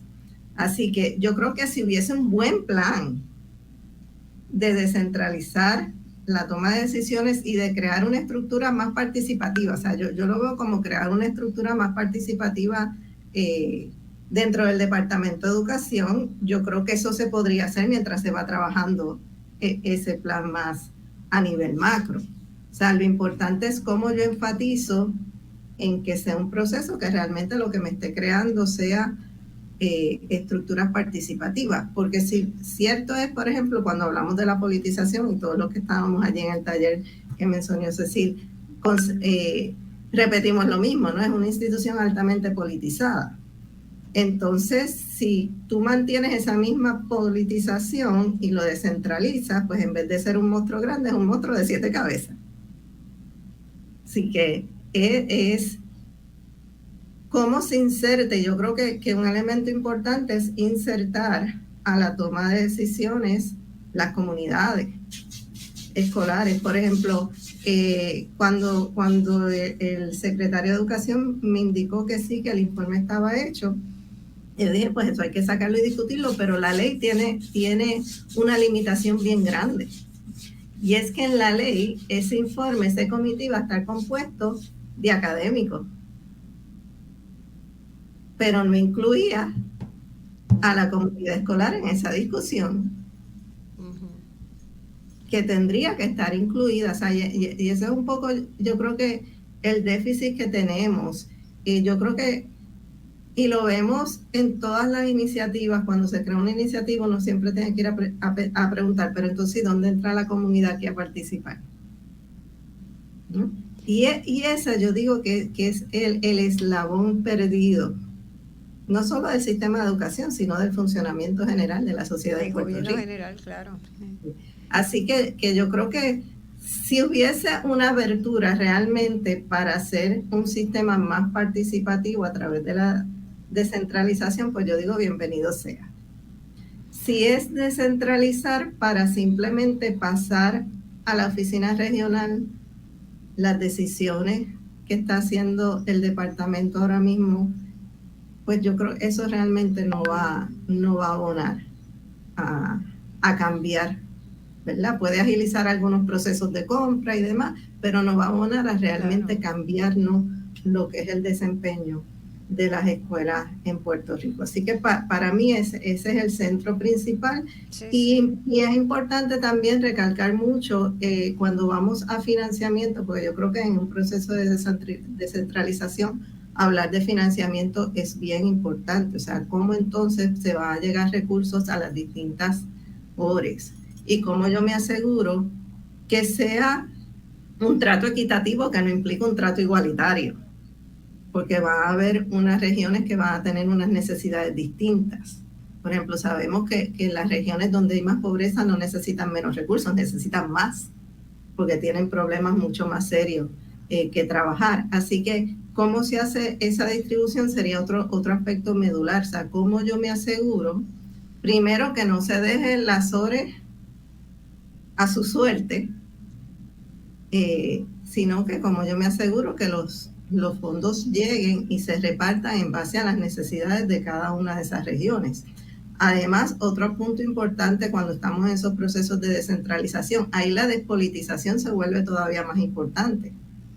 Claro. Porque ahí es sumamente vital tú tener un equipo de gente profesional bien preparada, con todas las mejores capacidades posibles dirigiendo cada una de esas regiones escolares.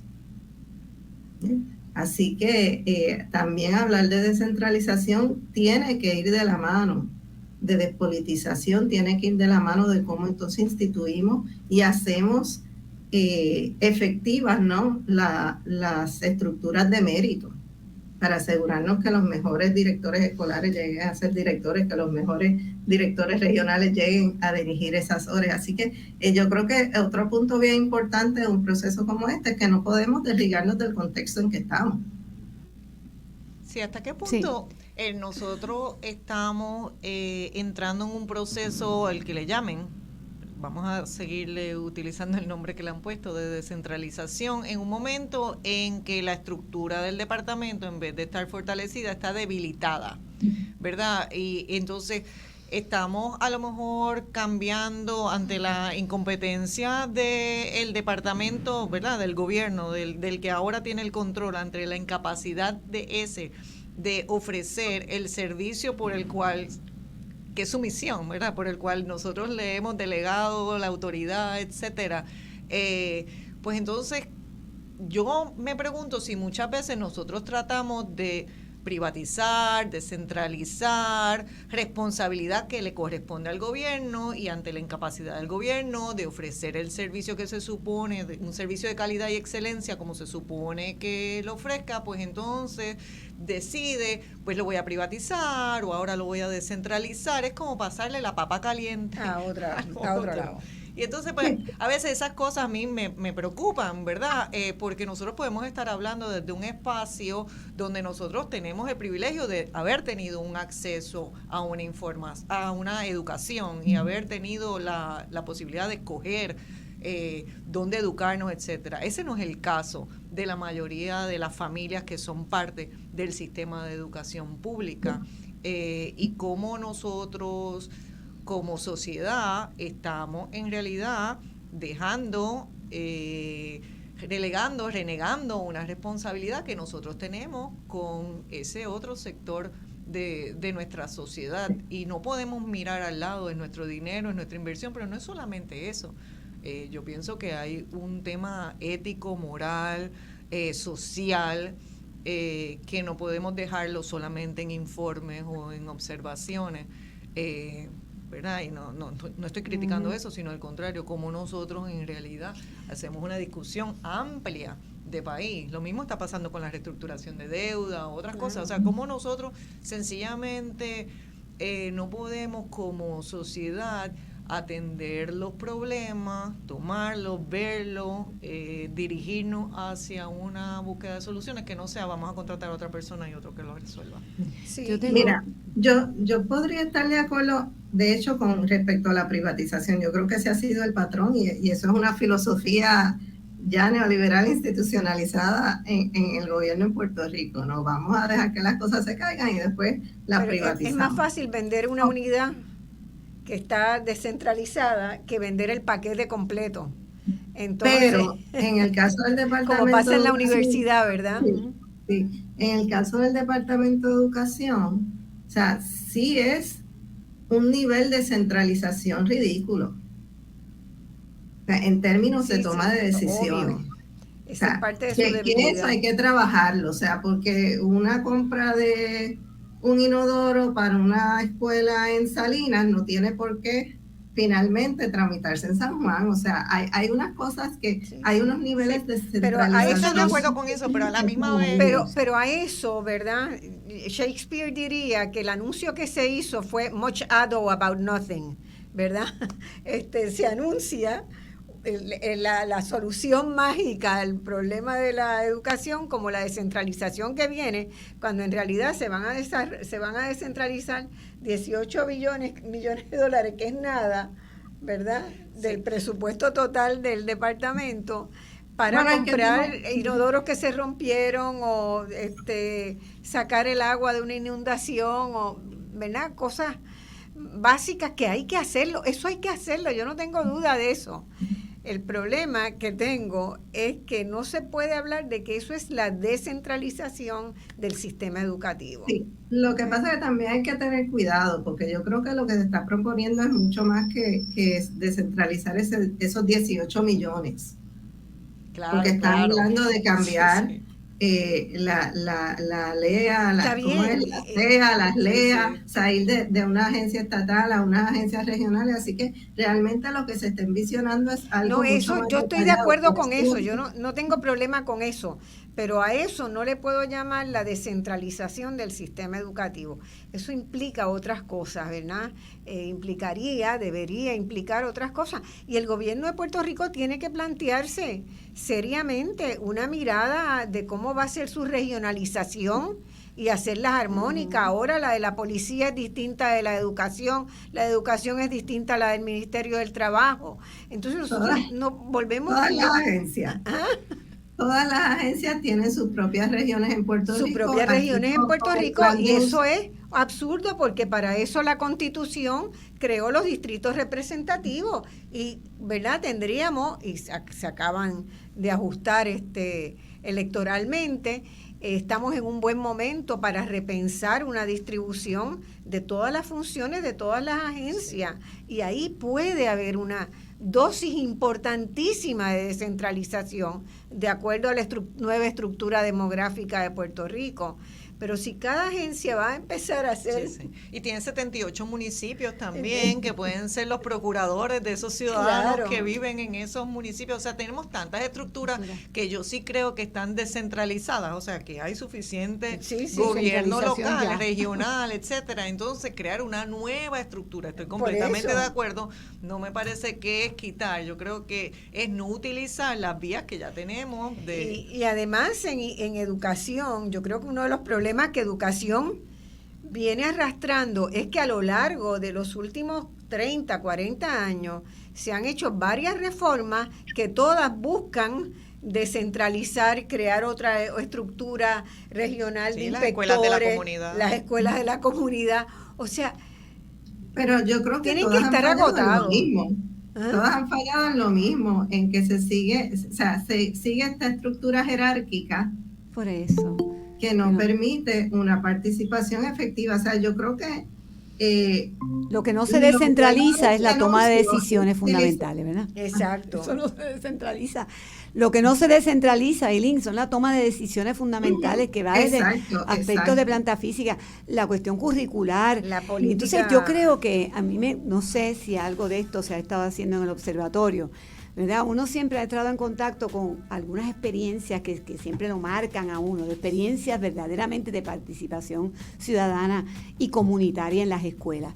Y yo me pregunto si esto no podría ser estudiado un poco más para ver en qué medida los aprendizajes que se tienen. Una escuela como Marinés Mendoza en Caimito, eso para mí es una escuela de aprendizaje de lo que tú puedes lograr cuando hay unos maestros enfocados, qué sé yo, en un proyecto de teatro, pero que lo llevan al escenario del mercado agrícola de Caimito. Nosotros estuvimos 2 años trabajando ahí, escuela, comunidad, grupos de comerciantes, policía. O sea, es posible generar, ¿verdad?, prácticas participativas alternativas que yo creo que se están dando muchas en escuelas Montessori. Bueno, pues yo sí creo en esos factores de éxito.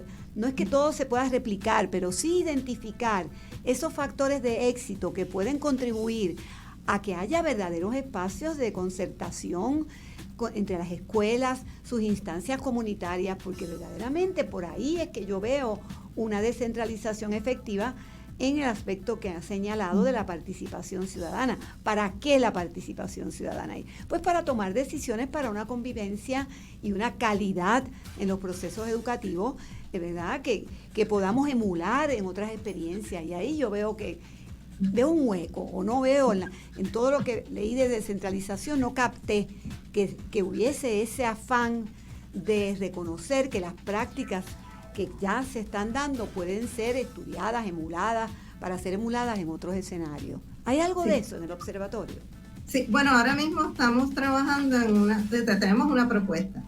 Estamos esperando nos contesten, que justamente va en ese comparativo de la cultura escolar, escuelas Montessori versus escuelas tradicionales, justamente para ver cuáles son esos factores replicables.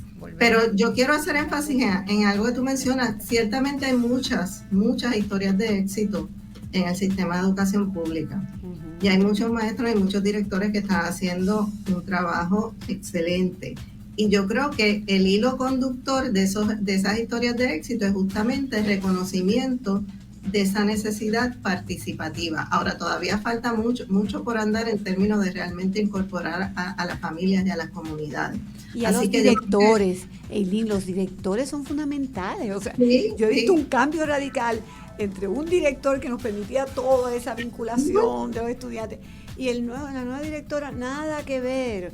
O sea, no puede ser que porque ahí los procesos ya ganados se debilitan, y es como dice Marcia, el capital social tiene que estar creciendo, no debilitándose. Entonces, creo que esa formación a los directores es fundamental. Esa conversación, yo creo que el tema está comenzando, ¿verdad? Está comenzando, tendremos a Eileen muchas veces. Agradecemos mucho la participación. Ahora tenemos que ir a la pausa y continuaremos entonces el próximo segmento hablando de la reestructuración de la deuda de energía eléctrica. Muchísimas gracias a la profesora Segarra.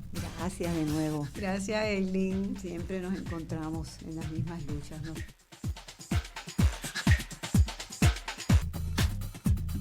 Buenas tardes, nos encontramos aquí en Voz Alternativa. Mi nombre es Cecil Blondet.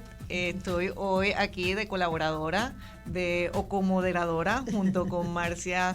Este es su espacio en realidad. Que bueno, el espacio compartido. Marcia Rivera y con Nilsa Medina, que hemos estado hablando toda la mañana sobre gobierno abierto, el tema de la transparencia, la participación ciudadana, la rendición de cuentas tan importante que es, y cómo nos vemos nosotros, Puerto Rico, cómo se ve en ese ámbito, qué oportunidades, qué retos tenemos, qué oportunidades tenemos. Y entonces pues hablamos un poco de lo que era al principio del programa, de lo que era el gobierno abierto, ¿verdad? Cuáles eran las bases, esos pilares. Enredamos ahí con el tema de la participación ciudadana, algunas de las experiencias que se han tenido recientemente en San Juan, así como otras experiencias en otros lugares de Latinoamérica. Y entonces no podíamos dejar de tocar un tema que se trajo a colación esta semana, que tenía que ver con la descentralización del Departamento de Educación, porque precisamente tiene que ver con el tema de gobierno abierto, ¿verdad? ¿Quién decide, cómo se deciden las cosas? Y dentro de esos temas de gobierno abierto hubo una de las barreras que hemos encontrado en términos de esa cultura de opacidad ha sido en los procesos de reestructuración de deuda. Sé que nosotros hemos ido desde el principio, ¿verdad? Porque ni siquiera aceptar, auditar la deuda. Bueno, no saben los conflictos que tenían claro. esos miembros, ¿verdad? Que divulgaran sus intereses financieros, que fue la primera batalla que se dio. La opacidad ha sido... Sí, aun cuando se trata de presentar de otra manera. Pero lo que sabemos es que la Junta presenta la información que a ellos les conviene presentar y que nosotros, los ciudadanos, nos corresponde hurgar un poquito más, y que las organizaciones sin fines de lucro que también trabajamos con estos temas de transparentar, de lograr una gestión pública más transparente, pues tenemos que estar ahí. Y una de esas personas que ha estado trabajando en esos procesos, vamos a conversar con ella ahora, ha sido la doctora Kathy Kunkel, que no es de origen puertorriqueño, obviamente tiene un nombre americano, así que, pero habla español. La vamos a conocer, pero es una persona también de un background extraordinario que me gustaría pues destacar un poco, porque a lo mejor algunos de ustedes que están escuchando el programa no la conocen. Y ella se graduó summa cum laude de la Universidad de Princeton, donde recibió un bachillerato en física, y después fue becaria de la beca Churchill en el Departamento de Matemática Aplicada y Física Teórica de la Universidad de Cambridge. Ahí hizo su maestría y finalmente completó su doctorado en la Universidad de California en Berkeley. Así que estamos hablando con una persona que es científica, pero a la misma vez activista. Y yo creo que la primera pregunta que yo quisiera hacerle a ella antes de entrar en el tema de reestructuración de deuda es ¿cómo se da ese proceso? Porque hablábamos nosotros de participación y entonces me interesaría también cómo se da el proceso de una persona que yo podría decir que está en un laboratorio y que del laboratorio sale al activismo público. ¿Cómo se da también eso en Puerto Rico? ¿Cómo lo ves en Puerto Rico versus cómo ha sido tu experiencia en los Estados Unidos? Y nos gustaría pues un poquito para que la gente conozca un poquito de tu trayectoria en cuanto a eso. Gracias y gracias por invitarme a estar aquí. Una pequeña corrección, nunca completé el doctorado en Berkeley. Empecé, pero no terminé. Muy bien. Pero de todos modos, yo decidí entrar en el tema de política pública después de esa trayectoria en física. Fue más porque yo siempre había tenido dos intereses. Obviamente la física fue una, pero siempre me había preocupado por temas ambientales y particularmente el tema de cambio climático. Y eventualmente tenía que tomar una decisión si quería dedicar mi vida a la física y de ser profesora de física. Y en fin decidí que para mí preferiría estar más en comunidad, más trabajando asuntos de política pública y asuntos ambientales. Y desde ahí cambié mi enfoque y empecé a trabajar con organizaciones sin fines de lucro. Estaba trabajando muchos años con una organización en los Estados Unidos que hace investigaciones y testimonios periciales sobre temas de energía y finanzas, que se llama el Institute for Energy Economics and Financial Analysis.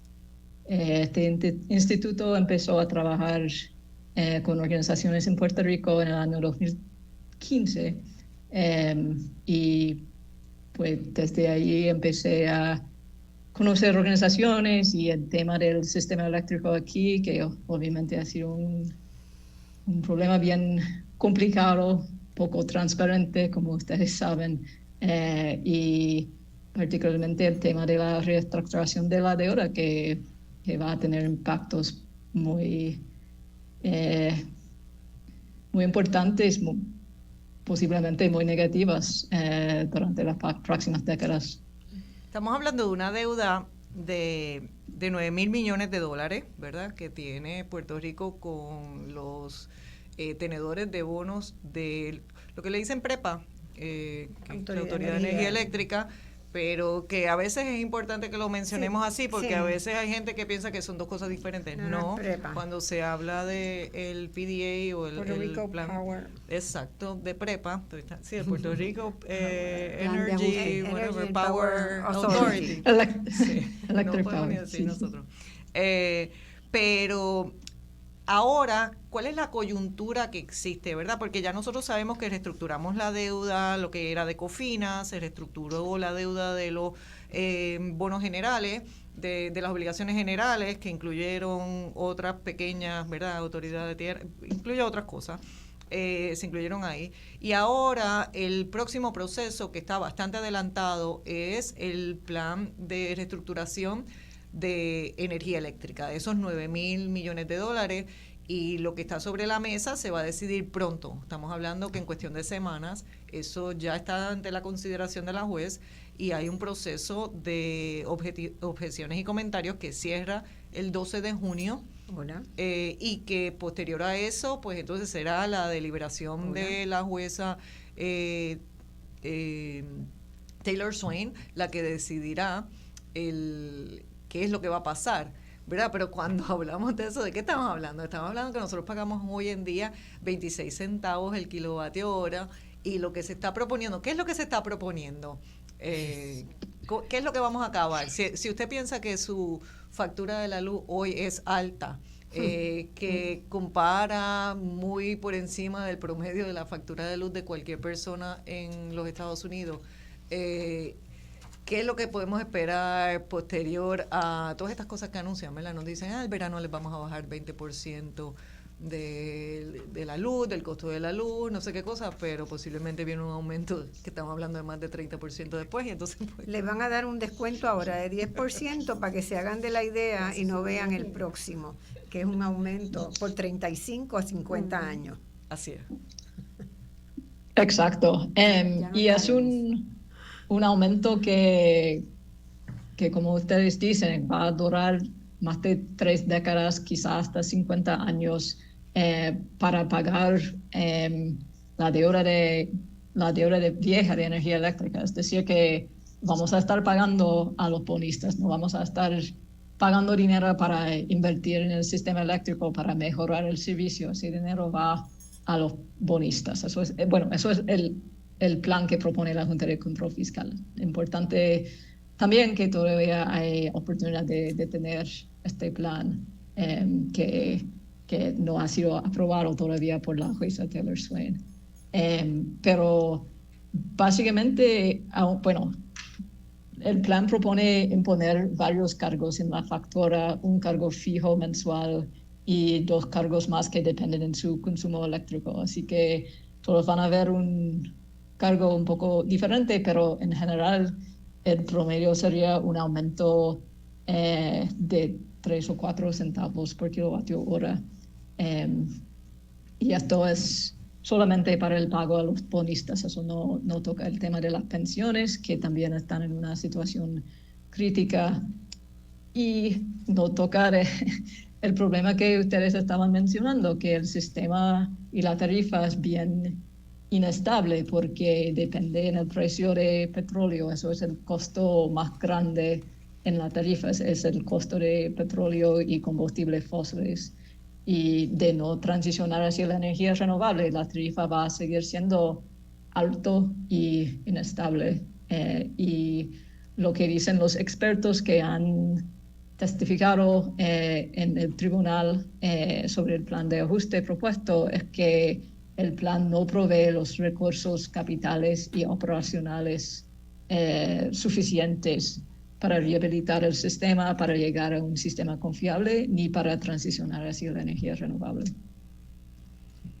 Sí, estoy aquí leyendo algunos de los datos que yo he estado viendo, que ustedes me han compartido, que también tiene que ver con el sistema nuestro, el tema de energías renovables y de qué manera la gente que se está saliendo del sistema, precisamente porque están buscando otras alternativas, porque el sistema pues no les ofrece un servicio que pueda ser confiable o económicamente viable para algunos, y entonces están cambiando por energía renovable, por placas solares, etcétera. Eso está pasando a un ritmo más acelerado del ritmo que la Junta de Supervisión Fiscal en el plan había previsto, y eso va a tener un impacto. Eso posiblemente lo que va a terminar haciendo es aumentar el costo. Bueno, exacto. Va a aumentarle el costo a los que quedan, porque hay menos exacto. personas pagando.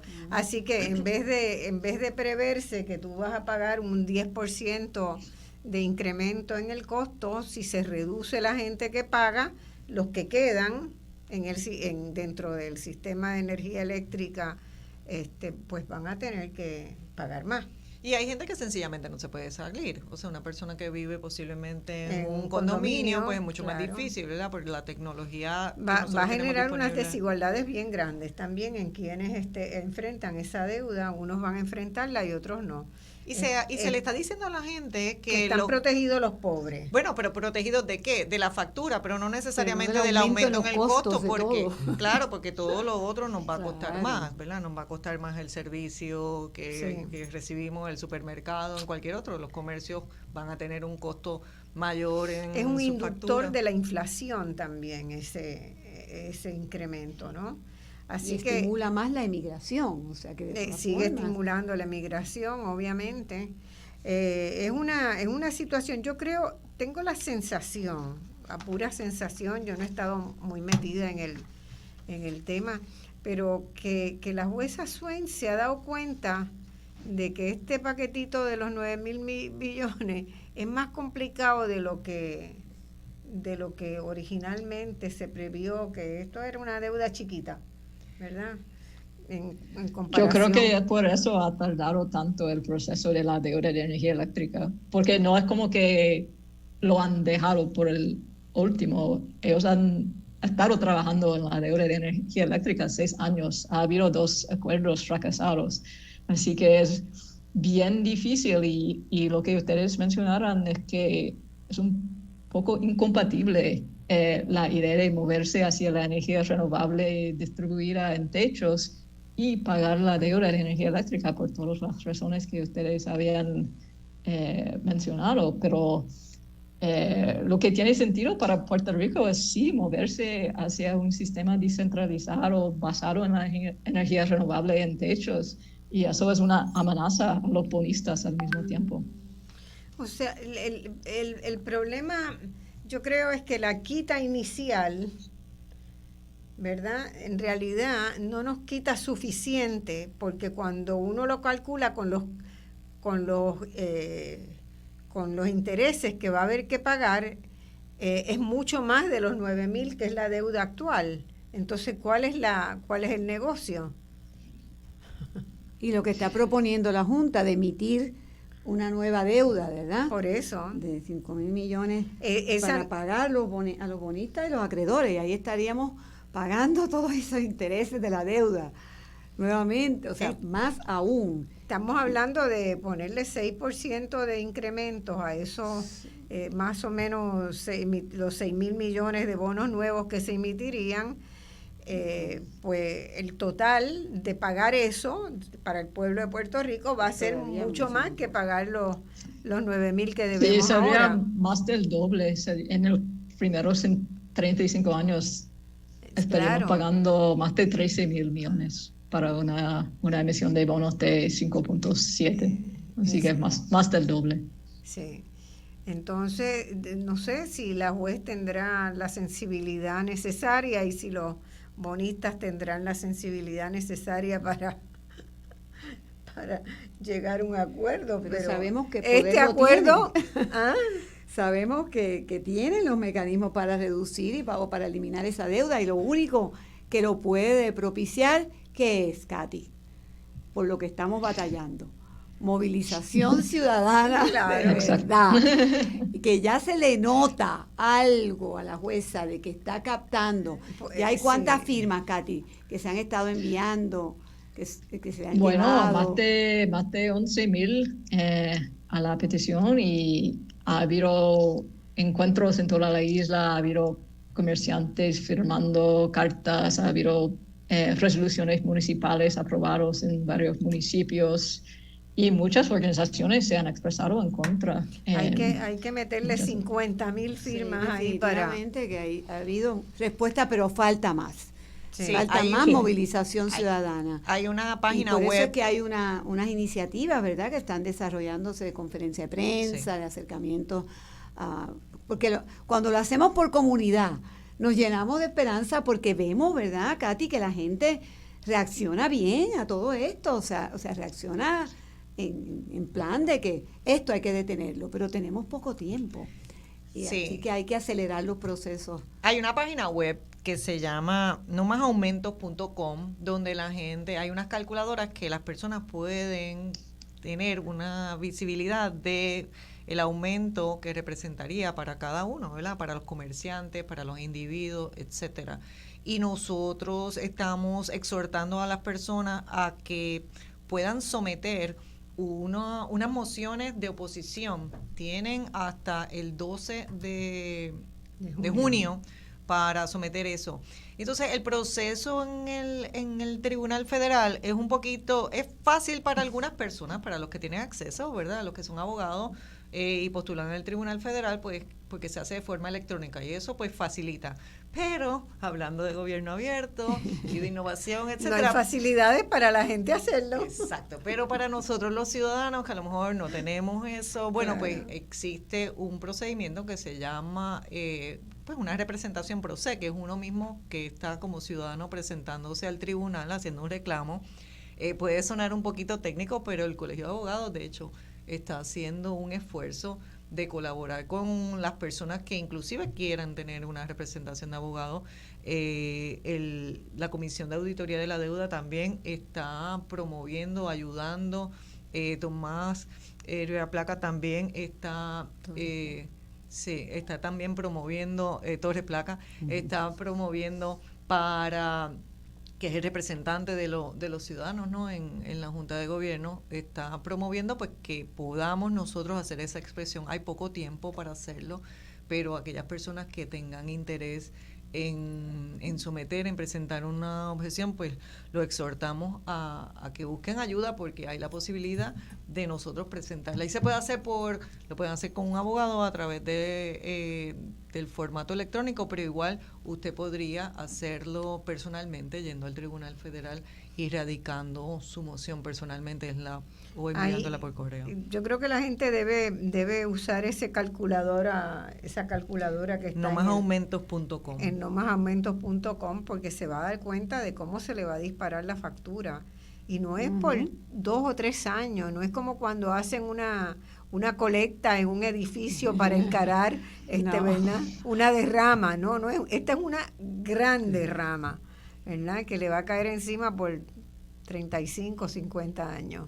Sí, en el caso de las mociones, que es distinto, ¿verdad? Cuando uno presenta una moción de oposición es distinto de cuando uno hace una comunicación que llega pues al docket como comunicación, como si fuera una carta, que también funcionan, ¿verdad? No voy a decir que no es un mecanismo importante, nosotros mismos en Espacios Abiertos lo hemos utilizado en otras ocasiones, pero ahora hay la posibilidad de la moción y la moción tiene un peso mayor y además requiere que el tribunal conteste a uno.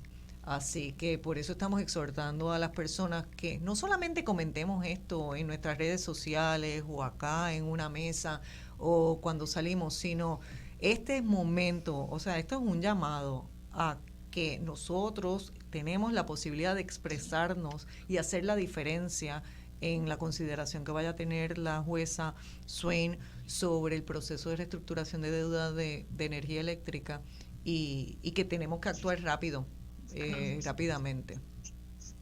Así que... Perdón, que tenemos llamadas. ¿No? No.